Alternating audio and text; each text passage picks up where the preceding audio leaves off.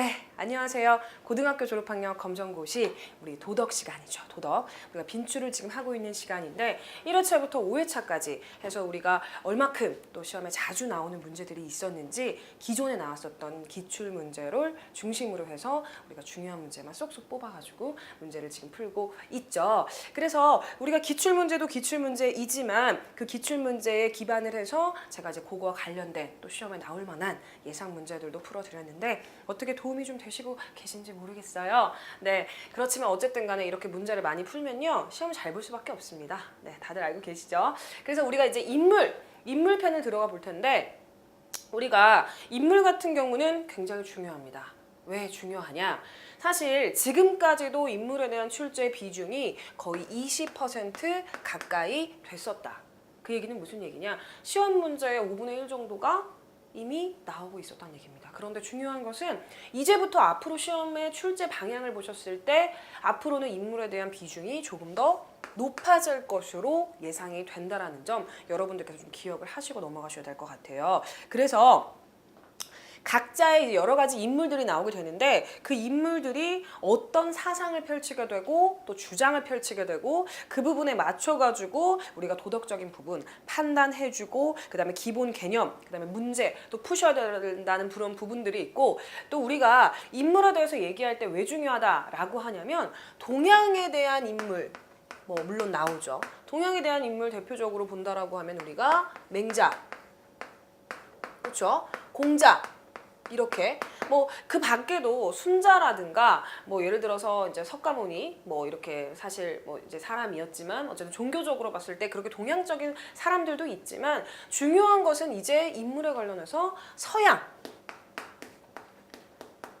서양의 인물들이 대거 출제가 되기 때문이고 기존까지도 그랬었죠. 그런데 중요한 것은 이제 서양에 대한 인물에 대한 그 비중이 조금 더 높아질 것으로 예상이 되고 있고 새로운 인물들도 그러니까 원래 새로운 이론들이 들어온다기보다는 이론만 전에 배웠었던 것들이 이제 인물들에 대해서 이제 우리가 같이 함께 배움으로써 우리의 머리를 조금 더 복잡하게 그쵸? 하고 있는 그런 상황이 이제 앞으로 도래하게 됩니다. 그래서 여러분들 조금 더 자세히 보셔야 되겠고 지금까지 기존에도 나왔었던 서양의 인물들을 좀 살펴보시면 우선은 롤스, 그쵸? 롤스 대표적으로 있고 그 다음에 아리스토텔레스, 아이라고 쓸 뻔했어요, 그쵸? 아리스토텔레스,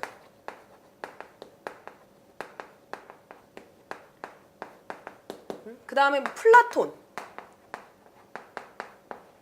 그쵸? 요 정도가 제일 많이, 니부어도 있네요.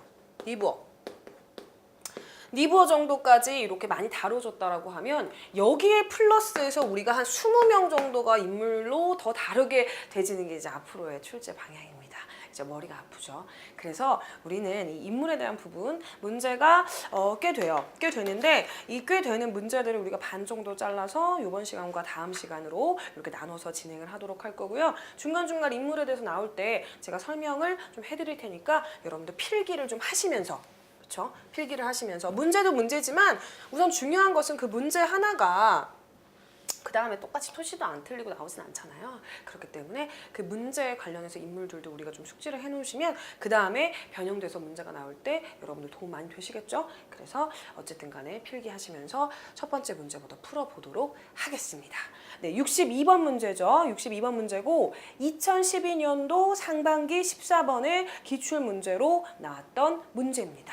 그래서 지문을 좀 읽어볼게요. 다음과 같이 주장했던 사상가는 개인적으로 상당히 도덕적인 사람도 집단의 이익을 위해서는 이기적으로 행동하기가 쉽다. 그쵸?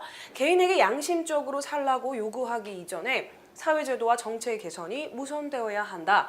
이렇게 주장했던 사상가, 그쵸? 이 문제는 무조건 나온다라고 보시면 돼요. 앞으로 꼭 이 사람에 대한 문제 나옵니다. 누구냐? 니부어예요. 여기서 니부어를 어떻게 어느 부분에서 니부어인지 어떻게 알았으니까 선생님이라고 한다면 우리 공부한 사람들은 알죠. 첫 번째 문장을 읽는 순간부터 우리는 니부어라는 걸 알아야 돼요. 개인적으로 상당히 도덕적인 사람들이어도 집단의 이익을 위해서는 이기적으로 행동한다라는 얘기는 무슨 얘기냐? 집단의 도덕성은 개인의 도덕성을 이길 수 없다라는 부분. 그렇죠? 제가 굉장히 많이 강조드렸던 부분이고 니부어에 관련돼서는 반드시 나오게 되는 문제입니다. 그래서 인물에 대해서 누군가를 다루게 될 때는 니부어와 롤스는 반드시 여러분들이 꼭 넘어야 될 산이라는 거. 그쵸? 제가 기본서를 통해서도 충분히 말씀드렸었는데 넘어야 될 산입니다. 그래서 우리는 기억을 하게 되는데 전체적인 그 사람의 사상을 기억하지 못하더라도 대표적으로 시험 문제에 나오게 되는 사상을 기억한다라고 하면 집단의 도덕성은 개인의 도덕성을 이길 수 없다. 그렇기 때문에 니부어는 무슨 얘기했어요? 제도적인 부분이 필요하다. 아무리 도덕적인 사람들끼리 모여서 집단을 형성한다라고 하더라도 그들의 이익을 위해서는 이기적이 될 수밖에 없다라고 얘기했던 사람은 니부어였다. 1번 칸트, 2번 홉스, 3번 니부어, 4번 베이컨. 그랬을 때 우리는 이 사람이 니부어라는 거를 반드시 아주 쉽고 빠르게 캐치를 해야 됩니다. 그랬을 때 밑에 사상가들이 꽤 나와요. 그런데 홉스 같은 경우는 이제 앞으로 이제 거의 다뤄지는 비중이 없다라고 봤을 때 칸트 같은 경우는 우리가 그냥 기억해야 될 칸트는 사실 어떻게 보면은 도덕과 과목에서 굉장히 자주 나오는 사람입니다. 그냥 여기도 나오고 저기도 나오고 계속 나와요. 그런데 칸트에 대해서 우리가 기억을 한다라고 하면은 칸트는 기본적으로 뭘 기억할 수 있을까요? 정언명령 정도? 정언명령. 그리고 칸트 같은 경우 뭐가 있을까요? 뭐 인간 중심주의 뭐 이런 거.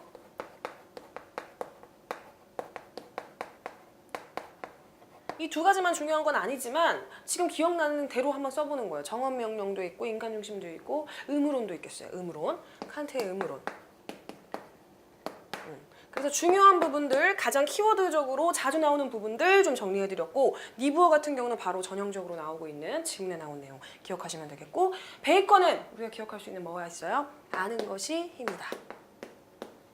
그렇죠? 그래서 요 정도로만 기억을 해보신다라고 한다면 어쨌든 간에 그래도 한 3명 정도의 학자에 대해서 우리가 알고 가는 것이다. 그랬을 때 62번 문제는 굉장히 잘 만들어진 문제이고 앞으로도 아주 계속 쭉 나올 만한 문제이기 때문에 되신다라고 하면 별표도 쳐놓는 거 나쁘지 않다라고 봅니다. 62번의 정답은 3번 니부어였습니다. 63번 보시죠. 2012년도 하반기 14번 기출 문제입니다. 네. 하반기, 앞가는 상반기 기출 문제였고 이번엔 하반기 14번 기출 문제인데 정의로운 사회란 첫째, 모든 사람은 기본적인 자유를 평등하게 누려야 된다. 둘째, 사회적 약자에 대한 배려가 우선되어야 한다. 라고 했을 때 우리가 기억해야 되는 부분 보세요. 정의로운 사회란 이렇게까지 나왔을 때는 우리가 3명 정도의 학자를 떠올릴 수 있어요. 아리스토텔레스, 칸트, 그 다음에 롤스. 그쵸? 그랬을 때 이 셋 중에 누구냐라고 생각할 때 우선은 아리스토텔레스, 칸트, 롤스라고 했을 때 아리스토텔레스는 안 나왔기 때문에 만약에 우리가 헷갈려서 찍는다고 하더라도 1번 롤스와 3번 칸트 중에서 찍을 수 있어야겠죠. 찍는 것도 지능적으로 찍어야 돼요. 그쵸? 그랬을 때 이 사람이 롤스냐 칸트냐를 보려고 한다면 더 읽어보셔야 되죠. 모든 사람은 기본적 자유를 평등하게 누려야 된다. 둘째, 사회적 약자에 대한 배려가 우선되어야 된다. 이게 뭐예요? 롤스의 정의 원칙 중에서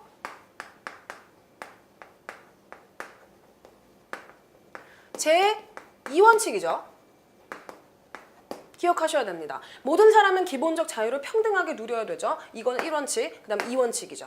사회적 약자에 대한 배려가 우선되어야 된다. 2원칙. 그랬기 때문에 우리는 롤스의 정의의 원칙, 1원칙 기억 못하더라도 1원칙 같은 경우는 아주 기본적인 평등이죠. 그리고 2원칙 같은 경우는 바로 두 번째 나온 부분인데 이것은 바로 롤스의 정의의 원칙을 이야기하고 있습니다. 그래서 1번 롤스 바로 정답임을 고를 수 있고 그 다음에 칸트 말씀드렸고 헤겔 다 나머지 사람들 우리가 뭐 배웠던 사람들도 있었고 안 배웠던 사람들도 있는데 여기서 주장했던 사상가는 롤스 정의의 원칙을 얘기한 사람임을 우리가 확인하실 수가 있겠습니다. 63번의 정답은 1번이죠. 64번 2013년도 상반기 3번 기출문제예요. 그래서 다음과 같은 주장을 한 니부어가 사회문제 해결을 위해서 강조하는 것을 고르는 문제가 되겠습니다. 개인적으로 도덕적인 사람도 자기 집단의 이익을 위해서는 이기적으로 행동하기가 쉽다. 문제의 원인을 개인에게로 돌리는 기존의 입장은 사회문제 해결에 한계가 있다. 그랬을 때 무슨 얘기예요? 개인적으로 도덕적일 수는 있어요. 그렇죠. 그런데 집단이 됐을 경우에 그 개인의 도덕성이 현저히 낮아질 수 있기 때문에 뭐가 필요해요? 사회 제도가 필요합니다. 제도적으로 막아주는 게 필요하다라고 얘기했던 것이 리부어 주장의 마지막이었단 말이에요. 그래서 1번 배려심, 2번 동정심, 3번 종교적인 믿음, 4번 사회 제도의 개선. 그렇죠? 개인에게 개개인에게 맡겨놓을 수만은 없기 때문에 사회 제도가 개입돼야 된다라고 얘기를 했죠. 리부어가. 그렇기 때문에 우리는 64번의 정답이 4번임을 바로 고를 수 있다라는 얘기죠. 그래서 앞에서도 계속 말씀드리고 있지만 우리가 리부어, 롤스 그 정도는 무조건 그렇죠? 숙지하고 넘어가자 말씀드렸고요. 65번 2013년도 상반기 15번의 기출 문제가 되겠습니다. 다음에 해당하는 롤스의 정의 원칙은 그렇죠? 다음에 해당하는 롤스의 정의 원칙은 무엇인가? 사회적, 경제적인 불평등은 최소 수혜자에게 최대 이익을 보장하도록 해야 된다. 이것은 무슨 원칙이냐? 1번 자유의 원칙. 자유의 원칙 같은 경우는 롤스의 제1원칙이죠. 1원칙. 그 다음에 2번 차등의 원칙, 3번 책임의 원칙, 4번 다수결의 원칙. 우선은 1번과 2번은 롤스의 원칙이 맞지만 3번하고 4번은 아니죠. 그랬을 때 우리는 경제적인 불평등이 최소 수혜자, 사회적인 약자를 얘기하는 거죠. 사회적인 약자. 그렇죠? 사회적 약자에게 최대 이익을 보장하도록 해야 된다라는 얘기는 무엇이냐? 똑같은 선상에서 같이 출발하게 됐을 경우에 그것이 불평등하다라고 얘기하는 거죠. 그렇죠? 그렇기 때문에 차등을 두는 것이 그들에게는 진정한 평등이다.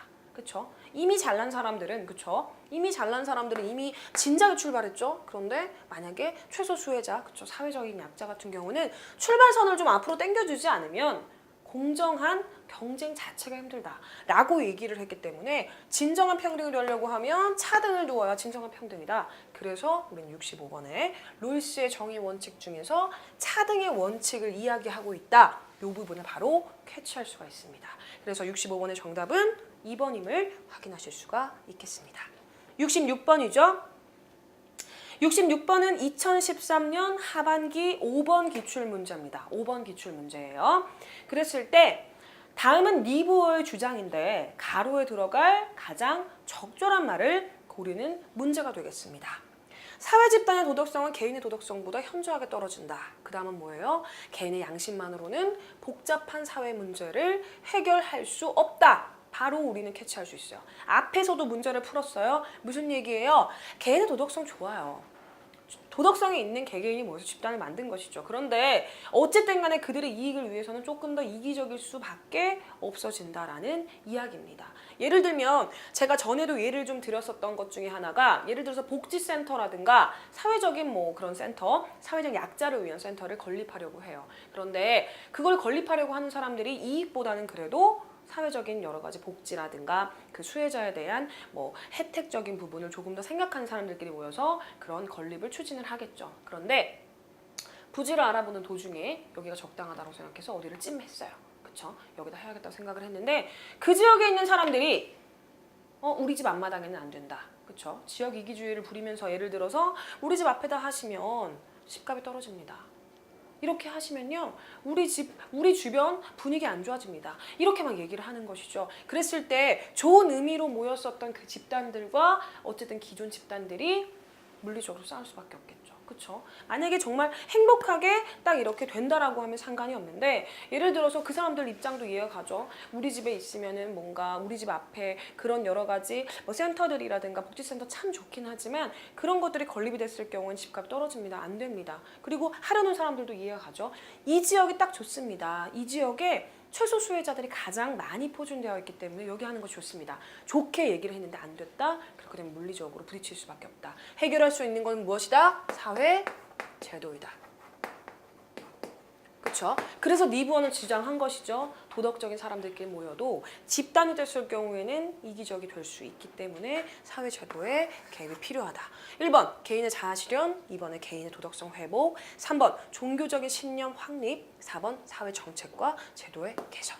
그래서 66번에 리부어가 얘기하고자 하는 것은 사회 정책과 개선. 그리고 앞으로 여러분들이 기억하실 것도 개인의 도덕성, 집단의 도덕성, 개인의 도덕성보다 현저히 낮다라는 부분 하나. 그 다음에 또 하나는 그것을 개선할 수 있는 방법, 사회제도, 사회정책이 뭐 개선되거나 시작이 돼야 된다. 이렇게 기억을 하시면 리부어에 대해서 우리가 도덕 과목에서 배울 수 있는 부분은 충분히 다 하고 넘어가시는 것이다.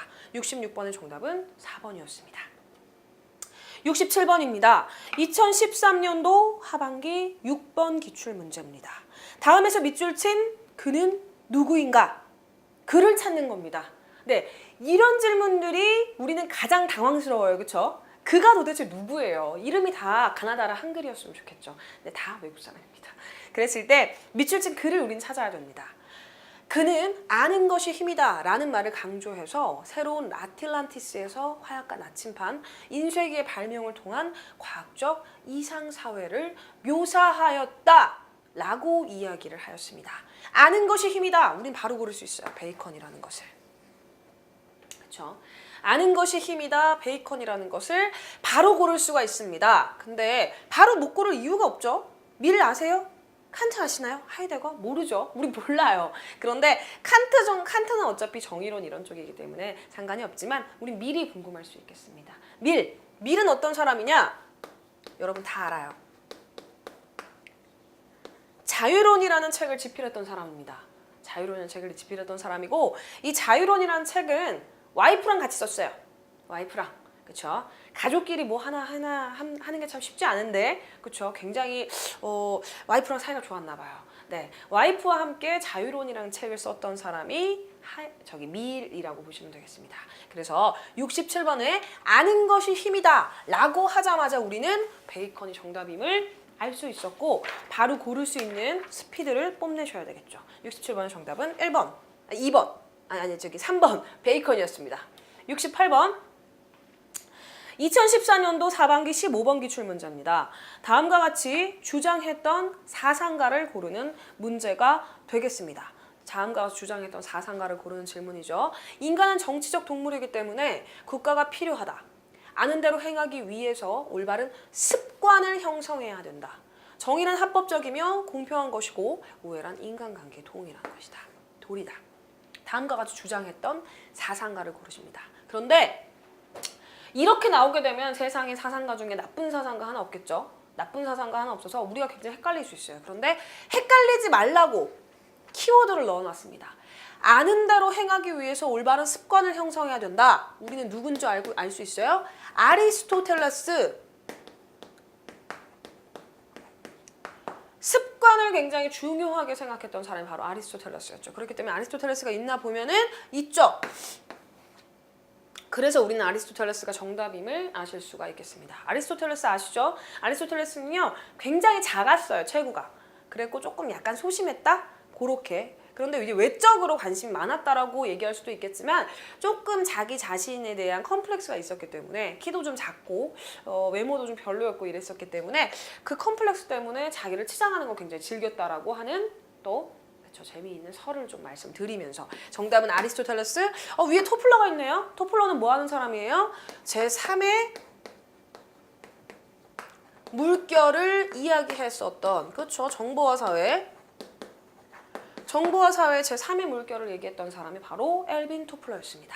그랬을 때 68번 아는 대로 행하기 위해서 올바른 습관을 형성해야 된다라고 얘기한 사람 바로 아리스토텔레스였습니다. 68번의 정답은 4번임을 확인하실 수가 있겠죠. 69번 2014년도 상반기 22번 기출 문제가 되겠습니다. 기억에 들어갈 내용으로 적절한 것을 고르는 문제가 되겠습니다. 그쵸? 기억에 들어갈 내용으로 롤스의 정의론. 친절하죠? 롤스의 정의론이래요. 그랬을 때 제1의 원칙은 평등한 자유의 원칙입니다. 예를 들면 그냥 인권하고 비슷하다고 생각하시면 돼요. 뭐 사람의 피부색이라든가 뭐 인종이라든가 성별 뭐 아무 국적 상관없이 누구나 인간은 기본적인 자유와 평등을 누려야 된다라고 얘기하는 것이 제1의 원칙, 평등의 원칙이고요. 제2의 원칙은 차등의 원칙인데 최소 수혜자에게 우선 배려의 원칙, 이건 사회적 약자를 보호하는 거고요. 개방된 지위를 보장한다. 이 얘기는 무엇이냐? 1번 의무의 원칙, 2번 다수결의 원칙, 3번 공동책임의 원칙, 4번 기회 균등의 원칙입니다. 그랬을 때 개방된 지위를 보장한다. 누구에게나 기회를 준다. 누구에게나 기회를 균등하게 제공한다라고 얘기하는 것이 바로 기회 균등의 법칙이고 1번, 2번, 3번은 룰스랑 아무 관련이 없습니다. 그렇기 때문에 69번의 정답은 4번임을 확인하실 수가 있겠습니다. 70번 2014년도 하반기 9번 기출문제입니다. 롤스의 정의 원칙 중 기업과 니은에 들어갈 알맞은 말을 고르는 문제가 되겠습니다. 그렇죠? 기업과 니은에 들어갈 알맞은 말. 평등한 기본적인 자유를 최대한으로 보장한다. 제1원칙이에요. 제1원칙 평등한 자유의 원칙이겠죠. 평등한 자유의 원칙 쓰지 말게요. 여기다 지저분하니까. 기업 같은 경우 평등의 자유의 원칙이죠. 제1원칙이기 때문에 제2원칙이죠. 차등의 원칙입니다. 차등의 원칙은 무엇이냐?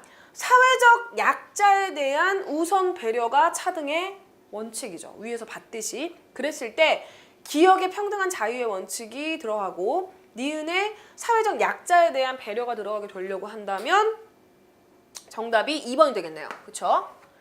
2번이 되겠죠. 그래서 롤스의 정의 원칙 같은 경우 여러분들 무조건적으로 기억을 해두셔야 된다는 거, 이렇게 반복적으로 제가 문제를 계속 넣어놓는 이유도 이 문제를 푸심으로써 그래도 우리가 조금 그쵸, 시험에 어느 정도 대비하자라는 마음에서 말씀드린 거고요. 70번의 정답은 2번임을 확인하실 수가 있겠습니다.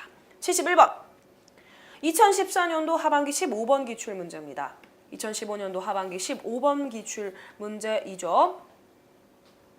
성선약수, 무위자연의 삶을 강조하였다. 이거 누구예요? 노자입니다. 노자. 인위에서 벗어나 문명 발달이 없는 사회를 추구하였다. 둘 다 노자이죠. 그렇죠? 이 얘기가 무슨 얘기예요? 그대로 두라는 얘기고요. 인위적인 부분을 생각을 안 해야 되고 인간은 따로 살 수 없고 자연도 따로 살 수 없고 더불어서 살아야 된다라는 부분, 더불어 살아야 된다라는 부분을 이렇게 우리 성선약수와 무위자연, 그다음에 인위에서 벗어나서 문명 발달이 없는 사회를 추구한다. 자연과 함께 더불어 산다라는 의미죠. 다음을 주장한 사상가의 자연관을 보겠습니다. 1번, 인간은 자연과 더불어 살아가야 된다. 1번부터 정답이 나왔죠. 그렇죠? 2번, 자연은 인간을 위한 수단에 불과하다. 자연은 인간을 위한 수단에 불과하다. 이거 뭐였어요? 우리 배웠었잖아요. 인간 중심주의. 그렇죠? 대표적인 사상가는 누구였어요? 칸트. 사상가까지는 그래요. 기억 못해도 상관없지만 어쨌든 어떤 거다라는 거 우리가 봤을 때 바로바로 캐치를 할 수 있어야 되고 3번, 자연을 이용해서 과학기술을 발전시켜야 된다. 의미 없는 얘기고 4번, 인간은 자연을 개발해서 번영을 이뤄야 된다. 다 인간 중심주의에 관련된 부분입니다. 그랬을 때 인간과 자연이 더불어 살아간다. 71번의 정답은 1번임을 우리가 확인하실 수가 있겠습니다. 72번 문제죠. 2014년도 하반기 24번 기출문제입니다. 다음에서 설명하는 사상가에 대한 설명을 골라 보도록 하겠습니다. 인간 내면의 자율적 도덕 법칙을 강조하며 자율적 도덕 법칙 캐치하셔야 돼요. 그렇죠? 너 자신을 포함한 모든 사람의 인격을 단순한 수단으로서가 아니라 목적으로 대우해라. 나는 정원명법을 제시했다. 누구예요? 바로 알 수 있죠? 칸트, 밀, 벤담, 칸트, 로크. 그랬을 때 우리는 칸트, 정원명법, 정원명령 같은 얘기죠. 그 얘기가 나오게 된다.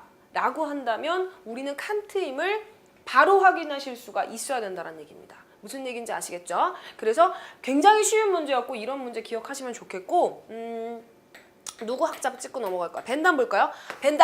벤담 뭐 한 사람이죠? 공리주의.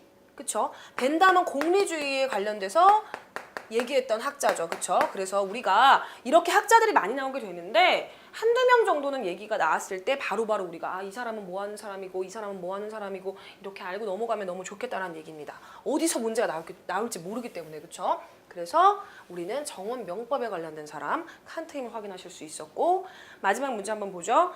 73번 2015년 상반기에 5번 기출문제였습니다. 롤스 문제도 나왔죠. 정의의 원칙 중에서 기업과 니은의 내용에 해당하는 사례로 적절한 것을 골라 보도록 하겠습니다. 그랬을 때 우선 제2의 원칙에 대해서 나오고 있죠. 최소 수혜자에게 우선 배려의 원칙. 최소 수혜자에게 우선 배려를 한다. 그렇다라고 한다면 최소 수혜자라고 한다면 누가 있겠어요? 뭐 장애인이라든가 아니 복지적으로 좀 밀려난 사람들, 노인, 어린이 요런 사람들을 위해서 배려를 한다라는 의미가 나와야겠죠. 1번 국민건강보험, 2번 영아사전심의제도, 3번 장애인 고용추진 촉진 정책 시행, 그다음에 직업 선택의 자유보장. 그쵸? 3번에 지금 나와 있어요. 장애인에 관련된 부분이. 그리고 니은 같은 경우 공정한 기회균등의 원칙. 공정한 기회균등이라는 것은 어쨌든 간에 뭐 예를 들어서 어떤 시험을 본다거나 어떤 입사를 하려고 했을 때 여러 가지 쓸데없는 것들에 대한 그런 제도적인 부분을 좀 폐지하는 부분이 나오면 되겠죠. 그러면은 니은의 고위공직자 재산등록제 실시, 선거 연령 하향 조정, 공무원 시험 학력 제한 폐지, 기초 생활 보장제도 실시라고 했을 때 공무원 시험 학력 제한 폐지가 그것에 해당이 되겠죠. 그래서 우린 73번의 정답이 3번임을 확인하실 수가 있었습니다. 그래서 우리가 인물에 관련해서 이 지금까지 몇 문제를 좀 풀어봤죠. 그래서 다음 시간 같은 경우에 인물에 대한 문제를 조금 더 풀어볼 겁니다. 인물에 대한 부분은 굉장히 중요하기 때문에 제가 일부러 좀 설명을 조금 더 드리고 일부러 이제 문제를 좀 나눠서 조금만 풀더라도 좀 설명을 드린 겁니다. 그래서 인물에 대해서는 앞으로도 문제가 더 많이 출제될 예정이고 여러분들의 이제 지식적인 부분에 이제 그 지식이 어떤 인물이 얘기했던 것인지에 대해서까지 좀 합쳐지는 그런 과정을 좀 중요하게 생각하는 문제들이 나올 것이니까 오늘 어쨌든 좀 헷갈리시거나 아직 이해가 안 간 부분이 있다라고 하면 다시 한번 좀 돌려보시면서 문제를 풀어보는 시간을 가지시면 좋겠고 인물에 대한 문제 다음 시간에 한 번 더 하도록 하겠습니다. 그럼 이번 시간은 여기까지 하도록 하겠습니다. 고맙습니다.